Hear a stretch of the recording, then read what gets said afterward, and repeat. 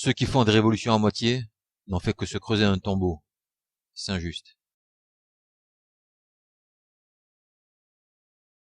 Les événements de 1789 furent amenés, comme aujourd'hui, par une question de dette, donc d'argent. Depuis longtemps, l'État était endetté. Les différents ministres sous Louis XV et Louis XVI en étaient tous arrivés à la même conclusion, que la noblesse et le clergé devaient mettre la main à la poche. Le refus systématique de ces derniers contraignit Louis XVI à convoquer les États généraux, c'est-à-dire une assemblée constituée d'élus des trois ordres, qu'étaient la noblesse, le clergé et le tiers-état. Sous la pression des députés du tiers-état, du peuple en théorie, de la bourgeoisie en fait, les États généraux se déclaraient Assemblée nationale constituante. Elle se donnait la mission d'écrire une constitution. Le roi, qui désirait qu'il se borne à décréter de nouveaux impôts, ne l'entendit pas de cette oreille et tenta le coup de force, qui fut déjoué par les journées populaires de juillet 1789.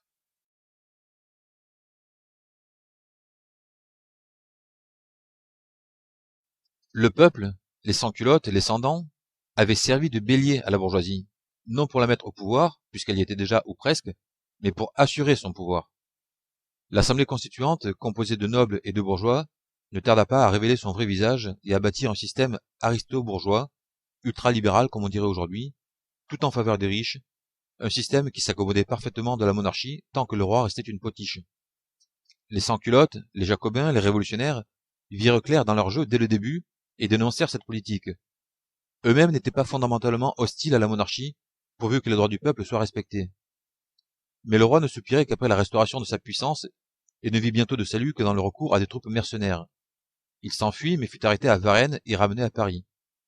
L'Assemblée le remit sur le trône et fit massacrer les Parisiens qui protestaient au Champ de Mars. Peu après, la Constitution achevée, une nouvelle Assemblée nationale, législative, élue au suffrage censitaire, se réunit. Des députés tout neufs, que des bourgeois adeptes du libre marché. Au peuple qui réclamait du pain, ils ne savaient qu'envoyer des baïonnettes. Et les caisses étaient toujours vides, malgré la confiscation des biens du clergé. Les leaders de l'Assemblée, les Girondins, virent dans la guerre étrangère un moyen de les remplir, à condition d'être victorieux, et de détourner la colère populaire. Le roi, qui espérait tant que les monarchies européennes interviennent en sa faveur, y vit le moyen de leur forcer la main. Il était bien placé pour savoir que la France n'était pas en état de faire la guerre, et il comptait sur la défaite. Ainsi, le roi, hostile à l'Assemblée, et l'Assemblée qui n'était pas hostile au roi, voulaient la guerre mais pour des raisons différentes.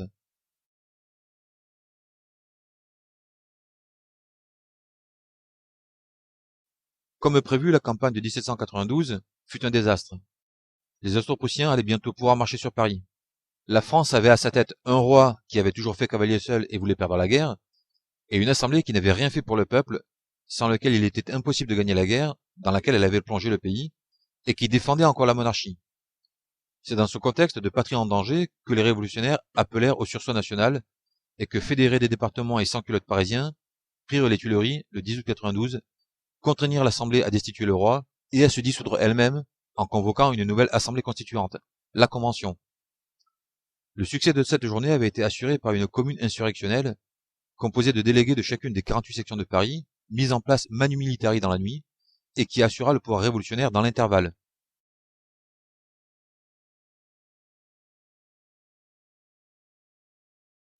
La Convention se réunit un mois plus tard, toujours dominée par les Girondins, toujours ultralibéraux et plus que jamais hostiles aux Parisiens et aux révolutionnaires. Ils multiplièrent les mesures dilatoires pour sauver le roi, et inondèrent les départements de propagande pour les dresser contre Paris. Ils ne purent sauver le roi, mais ils provoquèrent bien la guerre civile après avoir allumé la guerre étrangère. Ça n'était trop. Le 2 juin 1793, 80 000 gardes nationaux et sans-culottes cernèrent la Convention qu'ils contraignirent à expulser de son sein 31 Girondins. Dès lors, dominée par ce que l'on appelle les montagnards, c'est-à-dire grosso modo les Jacobins, la Convention prit des mesures énergiques en faveur du peuple, donc contre les bourgeois, et pour gagner les guerres extérieures et intérieures. Au prix de beaucoup de souffrances et de drames, mais aussi d'enthousiasme et d'héroïsme, elle parvint à retourner une situation tragique, a priori désespérée. Quand enfin il devint possible de revenir à une situation normale, après la victoire de Fleurus, 26 juin 94, nombre de députés tombèrent le masque populaire et redevinrent les bourgeois qu'ils n'avaient jamais cessé d'être. Robespierre, figure de proue de la Révolution et du Comité de salut public, fut décrété d'arrestation et exécuté, non parce qu'il était un tyran, ce qui n'était qu'un prétexte, mais parce qu'il défendait le peuple. L'ultralibéralisme et le règne de l'argent furent rétablis. Action, réaction.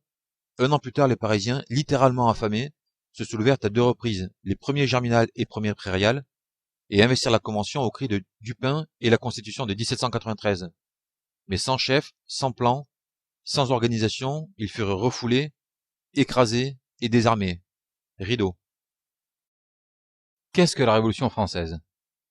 La profusion d'événements, souvent trompeurs, parfois tragiques, qui jalonnent la période que nous appelons la Révolution française de 1789, permet de voir dans cette histoire tout et son contraire, et d'en saisir d'autant moins le fond qu'elle est vue à travers le prisme des anachronismes, des fantasmes, des passions, des préjugés, du pathos, des intérêts inavoués ou mal compris, des accusations grossières, des interprétations absurdes, des récupérations honteuses, etc.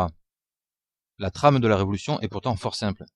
Il s'agissait, ni plus ni moins, que du combat éternel des pauvres contre les riches, des exploités contre les exploiteurs, des tenants de la souveraineté du peuple contre toute forme de tyrannie, de la démocratie contre l'oligarchie plutocratique, de l'égalité contre l'argent en dernière analyse.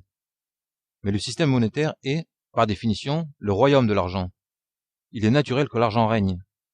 Que son règne soit contrarié ou contesté, le naturel revient toujours au galop. C'est exactement ce dont la Révolution a été le théâtre. En 1789, les riches, qui pressaient depuis longtemps, pensent avoir gagné.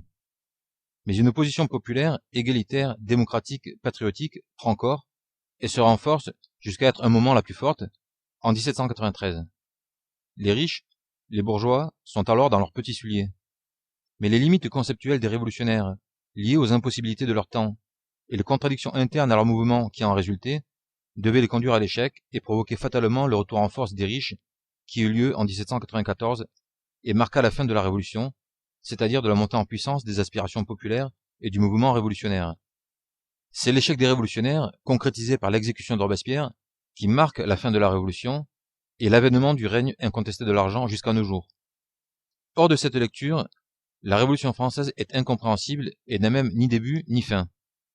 Si elle n'est pas caractérisée, comme je le dis, par la montée en puissance du mouvement populaire, démocratique, égalitaire et patriotique, jusqu'à son écrasement, alors quoi? Elle serait un événement bourgeois? Mais si la Révolution avait été bourgeoise, on ne la distinguerait pas de la période qui suit, et à peine de celle qui précède. Sans la Révolution, la bourgeoisie serait arrivée au pouvoir, avec ou sans roi. Elle y était dès 1789, et elle l'a retrouvée en 1794. Entre ces deux dates, il s'est passé quelque chose qui a rompu le cours de l'histoire à un moment où la bourgeoisie avait le vent en poupe. Quelque chose qui, n'étant pas ordinaire, mérite que cette période précise soit appelée révolution. Les révolutionnaires, ce n'étaient pas les bourgeois. C'étaient précisément ceux qui contestaient leur hégémonie. Dans cette histoire, les bourgeois, ceux qui prenaient le libre marché, c'est-à-dire la liberté de spéculer sur la misère publique, ceux qui sacralisaient la propriété, c'est-à-dire le fruit de leur magouille, ceux qui voulaient tout juger à l'aune de l'argent parce que c'est eux qui l'avaient, ces bourgeois, dis-je, étaient des contre-révolutionnaires. Ils existaient à l'époque de la Révolution, ils en étaient les contemporains, mais ils incarnaient tout le contraire. En fait, il y avait deux contre-révolutions. La contre-révolution aristocratique, celle des nobles qui défendaient la monarchie parce que leurs privilèges en dépendaient, qui détestaient autant les bourgeois arrivistes que le peuple revendicatif, et la contre-révolution bourgeoise, celle des riches qui avaient pris la place des nobles et méprisaient le peuple autant sinon plus que ces derniers. Mais les bourgeois étaient dans le sens de l'histoire. Ils ne devinrent des contre-révolutionnaires que parce qu'ils eurent en face d'eux des révolutionnaires, des vrais, issus eux aussi de la bourgeoisie, mais qui voulaient sincèrement le bien du peuple, défendaient ses droits et étaient soutenus par lui. Au vrai, la contre-révolution aristocratique fut inexistante, sinon anecdotique. Les nobles émigrèrent d'eux-mêmes dès 1789. La révolution mit essentiellement aux prises, le peuple donc, et les bourgeois. Dans un premier temps, les révolutionnaires s'opposèrent en vain à la destruction par les bourgeois de tout ce que l'ancien régime avait de protecteur pour le peuple. Dans un second temps, une fois au pouvoir, ils restaurèrent tant bien que mal ce qu'ils purent, tout en devant gérer le chaos dans lequel les bourgeois avaient plongé la France. Au final, les bourgeois tirèrent les marrons du feu. Ils annulèrent tout ce qu'avaient fait les révolutionnaires et jetèrent les bases du système qui est encore le nôtre aujourd'hui. Nous ne vivons pas sur l'héritage des révolutionnaires, mais sur celui des contre-révolutionnaires bourgeois.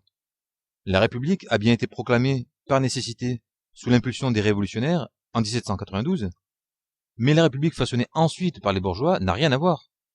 République n'est qu'un mot. Il faut regarder ce qu'il y a derrière et qui l'a mis. Certains ne retiennent de la Révolution que les événements sanglants dont il est possible de rendre, à tort ou à raison, les révolutionnaires responsables. Bien sûr, quand c'est le leur qui coulait, c'était pour la bonne cause, cela ne compte pas. Le sang du peuple qui défend ses droits ne vaut rien. C'est assez dire de quel côté penchent les gens qui jugent la révolution selon de telles considérations. Quoi qu'il faille distinguer les faiseurs d'opinion de leurs dupes. Personne ne s'avance en se disant ennemi du peuple. C'est toujours sous prétexte de défendre le peuple que l'on calomnie ses véritables amis, que l'on tourne contre eux ceux qui devraient les soutenir, et que l'on détourne ainsi les regards de ses buts inavouables. La méthode n'a pas changé.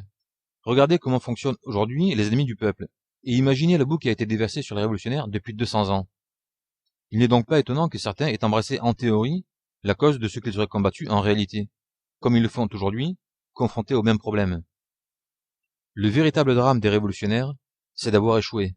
Vae victis, malheur aux vaincus. Mais leur combat est toujours d'actualité, à quelques mises à jour près. Pauvres contre riches, peuple contre élite, démocrate contre plutocrate, patriote contre mondialiste, résistant contre collabo, et toujours en dernière analyse, égalité contre l'argent. Notre drame à nous serait de ne pas comprendre les raisons fondamentales de l'échec des révolutionnaires, ce que des visions délirantes de la révolution ne permettent pas de comprendre. Ils se battaient pour l'égalité et la patrie, contre l'argent, mais ne se sont pas attaqués à lui en personne, pour ainsi dire. Ils s'opposaient à son absolutisme, mais ne contestaient pas son existence même. Ils ne l'ont pas fait parce qu'ils ne pouvaient pas le faire en leur temps. Aujourd'hui, nous en avons les moyens. Toute la question est, saurons-nous être des révolutionnaires à la mode du XXIe siècle? Saurons-nous réinventer la révolution et triompher, cette fois? Vive la révolution, vive la France!